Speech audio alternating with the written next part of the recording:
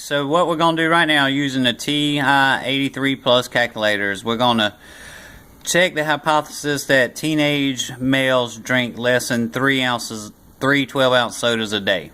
So first thing we're going to do with our calculators, we're going to cut it on. We're going to hit the statistics, hit edit, and here's list 1. I've already input the information into the list of showing what the respondents responses were when asked how many sodas they drank per day.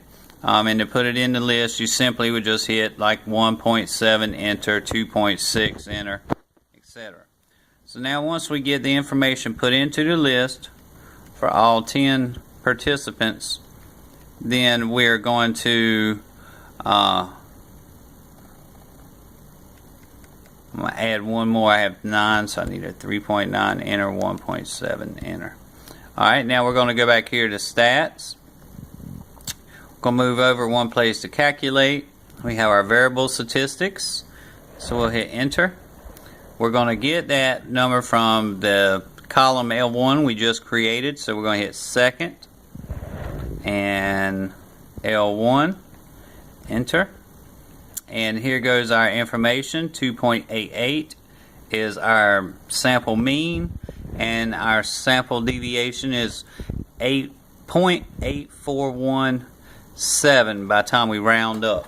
Okay, so then we're going to take and using our sample mean and standard deviation, we're going to find our test statistic, and we do that by taking 2.88 minus 3, which gives us a negative 12, and then we're going to take our 0.8417 and we're going to divide that by the square root of the number of participants, which was 10. So we're going to hit second square root 10 parentheses, and that gives us that number there.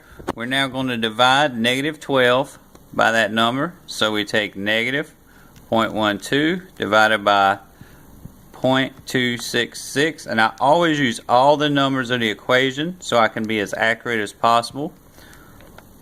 Alright, and now we have our negative 0.4508, and that is our test statistic. Okay, so we're now going to take those two numbers and go over here to our computer, and you can find a t-value t-score calculator online, and we're going to put in our t-score of negative 4508. Our degrees of freedom is 9 because our total number of group participants was 10, and you take 10 minus 1 to get your degrees of freedom. The significance level for this problem was 10, so we would click on that, one-tailed, and when we hit calculate, we show our answer here as 0.331, and if we were going to round up, we would stay at 331 for 3 decimal places. We come back to our problem, and we would put that in as our p-value right here, 0.331. So there you are, how you do it with a T183 Plus calculator to get your sample mean and your standard deviation, and then by using an online p-value calculator, you can also be able to get your p-score to answer the question. So best of luck. Thank you so much. Bye-bye.